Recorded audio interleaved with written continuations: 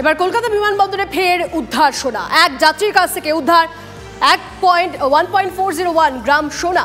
উদ্ধার হওয়া সোনার আনুমানিক বাজার মূল্য 1,29,074 টাকা।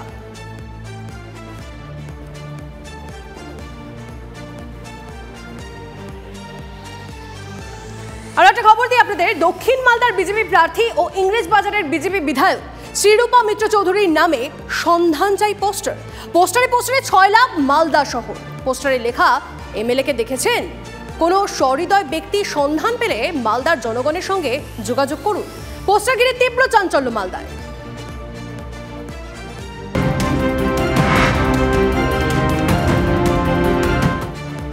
আর একটা খবর, এই মুহূর্তে দল থেকেই বহিষ্কৃত হলেন মুম্বাই কংগ্রেসের প্রাক্তন সভাপতি সঞ্জয় নিরুপম। দলবিরোধী মন্তব্যের জেরে 6 বছরের জন্য বহিষ্কৃত। আগেই মহারাষ্ট্রের তারকা প্রচারক তালিকা থেকে বাদ পড়েন সঞ্জয়। ব্রেকিং নিউজ আরো একটা রয়েছে আপনাদের জন্য। মালবাজারে মুখ্যমন্ত্রীর সভার দিনই খুলল চা বাগান। বন্ধ সাইলি চা বাগান আজ থেকে খুলে গেল। 5ই ফেব্রুয়ারি থেকে সাইলি চা বাগান বন্ধ ছিল। 6 এপ্রিলের মধ্যে মেটানো হবে বকেয়া মজুরি। 30 জুনের মধ্যে বকেয়া বোনাস মেটানো হবে। চা বাগান খোলা হয়, তার জন্য আমরা ডিএলসি এলসিকে আমরা ফোন করেছিলাম, কথা বলেছিলাম যাতে ওইখানে ওই বাগানটা খোলার জন্য। তার সাথে সাথে আমরা চা বাগানের মালিকের সঙ্গে আমরা যোগাযোগ করেছিলাম যে চা বাগান আপনি বন্ধ করে রেখেছেন, যাতে ইমিডিয়েটলি তার ব্যবস্থা করেন। তো কালকে কথা বলার পরে আজকে একটা মিটিংয়ের ডেট হয়েছে। আমাদের ওইখানে কিছু বকেয়া যে টাকা পাওনা আছে শ্রমিকদের, এই মাসে 3টা পেমেন্ট দিবে, যাতে যে শ্রমিকদের যেটা টাকা পায় নাই সেই সমস্ত টাকা সে দিবে। সেই এগ্রিমেন্ট করে আজকে বাগানটা মোটামুটি ফাইনাল হয়ে গেছে। কালকে থেকে সেই বাগান করবে।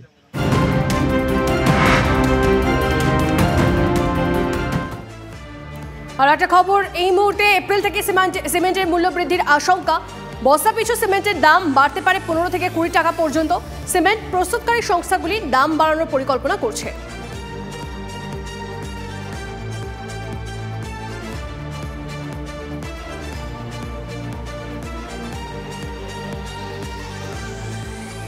বাংলায় একটা প্রবাদ আছে, 10 মিলে 20 কাজ, হারি জিতি নাই লাজ। সত্যি বলতে একতাই তো বল, কিন্তু কে শোনে কার কথা?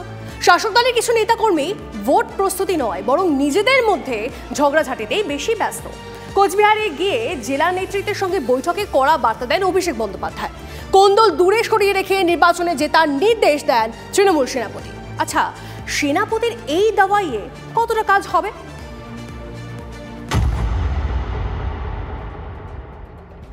তৃণমূল কংগ্রেসের শক্ত ঘাঁটি কোচবিহার আগাগোড়াই। তবে এই কোচবিহারে গোষ্ঠী কোন্দলও কিন্তু যথেষ্টই প্রকট দীর্ঘদিন ধরেই। কোচবিহারে জেলা স্তরে গোষ্ঠীদ্বন্দ্ব বারবার তৃণমূলকে অস্বস্তিতে ফেলেছে। জেলায় ক্ষমতার রাশ কার হাতে থাকবে এ নিয়ে বিভিন্ন সময় দ্বন্দ্বে জড়িয়ে পড়েন শাসক দলের নেতারা। একসময় মিহির গোস্বামী বনাম রবীন্দ্রনাথ ঘোষের কাজিয়া চর্চার বিষয় হয়ে দাঁড়িয়েছিল। পরবর্তীকালে মিহির গোস্বামী বিজেপিতে যোগ দেন।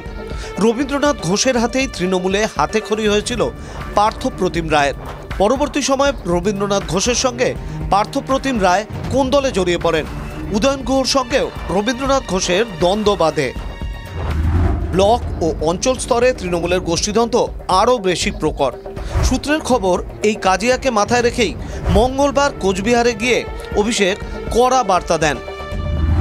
কোন্দল দূরে সরিয়ে রেখে নির্বাচনে জেতার নির্দেশ তৃণমূল সেনাপতির। নির্বাচনে পরাজিত হলে ফল ভালো হবে না। দলীয় কাজ থেকে নিজেকে সরিয়ে রাখা দিনহাটার এক তৃণমূল নেতার সঙ্গে উদয়ন গুহকে সমস্যা মিটিয়ে নেওয়ার পরামর্শ অভিষেকের। যদিও প্রকাশ্যে গোষ্ঠী কোন্দলের কথা মানতে নারাজ তৃণমূল জেলা নেতৃত্ব।